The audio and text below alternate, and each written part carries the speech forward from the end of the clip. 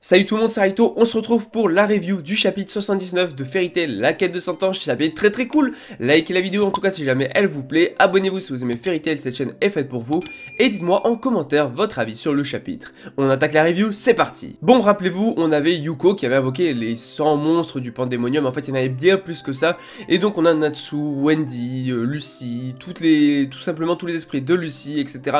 qui affrontent Grey et tout, qui affrontent du coup les yokai, mais surtout le point intéressant sur lequel on va se concentrer parce que en fait on n'a pas grand chose du côté tout simplement des autres gens parce que voilà Lucy et tout ce qu'ils vont faire, on va avoir des cases où ils vont affronter les yokai mais il n'y a rien à dire là-dessus. Par contre il y a des choses à dire sur le combat entre Yuko et tout simplement Erza, et on a Yuko qui tout simplement se fait dominer par Erza, sauf que elle va tout simplement se transformer elle-même en yokai et elle est juste beaucoup trop stylée. Voilà, forme Umaga Toki, elle est beaucoup trop stylée comme ça, elle est beaucoup plus stylée comme ça que comme elle était avant. Elle fait un petit peu de démoniaque, un petit peu à la Mira Jane, mais elle s'est transformée elle-même en yokai, ce qui fait que maintenant elle a 4 bras et 4 épées. Elle est trop stylée et forcément elle a 4 épées alors que Erza n'en a que 2. Et le truc c'est que je pense qu'elle a beaucoup trop sous-estimé Erza. Parce que du coup elle va recommencer, Yuko a dominé Erza, à lui infliger des coups, elle va même le couper au niveau ici, sur le côté là, et elle va tout simplement reprendre le dessus. Sauf que il fallait pas sous-estimer Erza qui va carrément passer avec son armure des 1000 armes. 1000 armes? Erza est beaucoup trop puissante. En plus, je crois que c'est une nouvelle armure en fait. Je crois pas qu'on ait vu cet équipement là. Je crois pas avoir vu déjà cette armure dans le manga. Quoique, a priori, c'est une armure qu'elle utilise normalement pour la parade, pour le festival de Magnolia. Mais elle est beaucoup trop stylée. Et du coup, là, elle a 6 bras. Elle a 6 bras. Elle a 6 bras, ce qui veut dire 6 épées. Et voilà, elle est juste beaucoup trop forte en fait. Donc Yuko qui est en PLS, elle se rend compte que ah ouais, je suis mal barré là. Et donc du coup, voilà, a priori toutes les armes sont connectées. Et du coup, elle peut voilà, bouger les armes séparément, etc. Et donc du coup, ça y est, c'est la fin. Désolé, Erza passe en mode sérieuse, tu ne peux rien faire. C'est un truc que normalement elle utilise à la parade. Là, elle l'utilise maintenant et voilà, elle va tout simplement commencer à reprendre le dessus sur Yuko.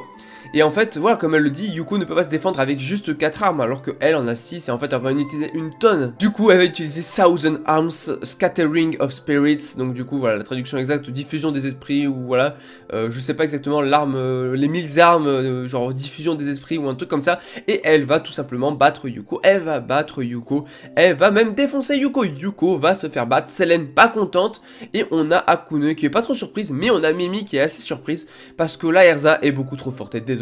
Là, on a toujours dit qu'Erza avait du charisme, mais juste elle est trop forte. Du coup, elle a explosé comme jamais, tous les esprits vont disparaître, et ils se rendent compte que Natsu a disparu, et voilà, Natsu est parti, parce qu'il a vu un petit esprit, un tanuki ou je sais plus quoi, un petit esprit, et il avait son écharpe. Du coup, Natsu est parti, il a couru après le tanuki, enfin après la créature, et il a pu récupérer son écharpe parce qu'elle a disparu, parce que Yuko a été tout simplement battu, voilà. Et là, il fait la rencontre de Suzaku. La question c'est, est-ce qu'il va affronter Suzaku ou est-ce que Suzaku va tout simplement s'allier à eux? Est-ce que Natsu va réussir à le convaincre de s'allier ou est-ce que les deux vont s'affronter? Parce qu'ils ont le même ennemi, Selene, et il vient d'arriver à la montagne de la lune noire du coup, Suzaku, parce qu'il demande s'il est au bon endroit, il vient d'arriver là où il faut. Donc là, est-ce qu'ils vont s'allier? Est-ce qu'ils vont combattre? C'est un petit peu la question qu'on peut se poser. Ce que je rappelle que Suzaku a pour mission aussi d'éliminer Fairy Tail, c'est l'ordre que a donné tout simplement Diabolos. Aussi récupérer donc du coup des dragons, mais surtout éliminer Fairy Tail. Mais il va se rendre compte que ce sont pas des gens mauvais, et pourquoi pas un potentiel allié tout simplement de Fairy Tail, ou du moins s'allier dans le combat contre Selene, parce que désolé, il peut être aussi fort qu'il veut, je le vois pas affronter seul Selene, c'est pas possible.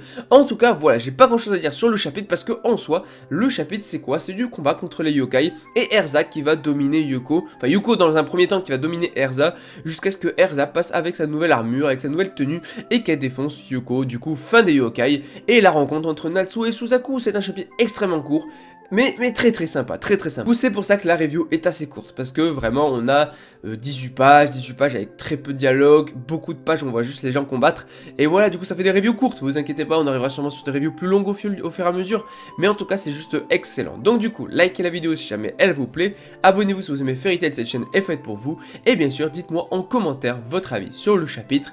Je vous dis à la prochaine, allez, ciao tout le monde.